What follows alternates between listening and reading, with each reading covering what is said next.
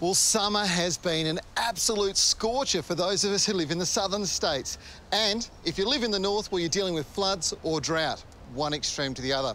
To be a gardener can be pretty tough, and I can tell you in my garden we have had some stinking hot days, and it's done a little bit of damage with some of the plants like these magnolias, a bit of burn on the leaf. But the good news is, as it's cooling down, we're getting flower and new growth. A bit of fertiliser, they'll be looking fantastic really soon. One plant that loves hot weather is this one here, mangoes. And I've got to tell you, mine are having the best year they've had in many, many years. Keep the water up to them and they produce masses and masses of these succulent fruit.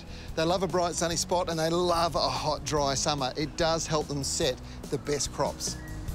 Now, I love my chooks, but last November we had a bit of a disaster. You see, we had a big storm and it blew one of the gates open and a fox got in and all of our hens had gone missing the next morning. We think they were all back in the fox den, unfortunately. Anyway, about a month or so later, this little baby here turned up. She's a beautiful Oricana, named Ruby.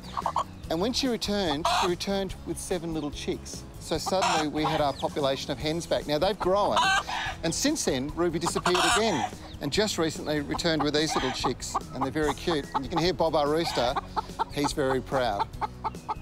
Ruby's a bantam cross, so she's smaller and produces smaller eggs. But those eggs are blue, which is really sought after by restaurants.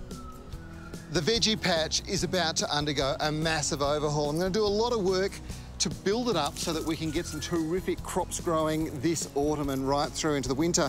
I'll show you how to turn sand into a sensational growing medium. This needs a lot of work. Lawns are a big part of any garden, and this area was a real problem. I hardly had any because it was so shaded.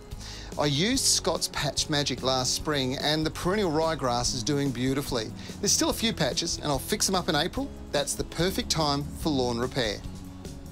And not many people have a problem with like this. This is Charlie.